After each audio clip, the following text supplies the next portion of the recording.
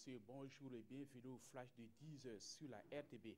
En visite de travail en Arabie Saoudite, le Premier ministre Paul Kabat Seba était hier au siège du groupe de la BIC, la Banque islamique de développement, au centre des échanges entre la délégation du Burkina et les responsables de cette institution financière, le renforcement de la coopération et surtout l'identification des secteurs prioritaires pour un décaissement accéléré des intentions de financement en instance. La 8e édition du Salon de la tomate s'est tenue le samedi dernier à Yako.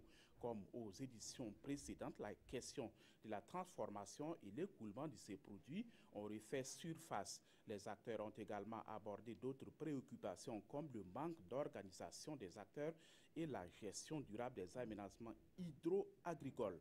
Et au-delà de la promotion de ces produits, le salon se donne également pour mission de trouver des réponses à ces questions qui jouent négativement sur l'épanouissement des acteurs de la filière.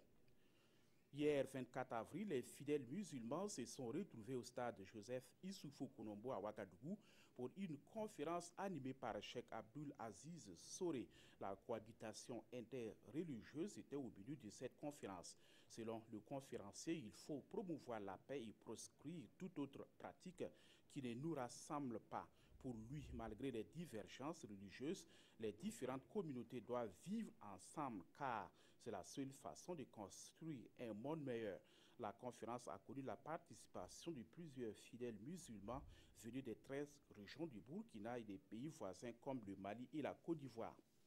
Or, dès chez nous, au Venezuela, on a enregistré 3 morts supplémentaires hier lors de la manifestation contre le président vénézuélien.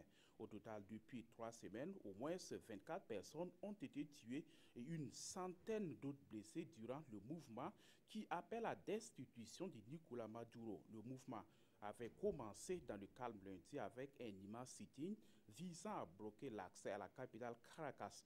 Le chef de l'État a beau promettre des élections locales et régionales à la fin de l'année, c'est insuffisant pour ses opposants qui réclament la destitution de leur président. L'opposition appelle à une nouvelle manifestation déjà demain. Voilà, c'est la fin de ce flash. Merci d'avoir suivi. Passer une excellente journée en compagnie des programmes de la RTB.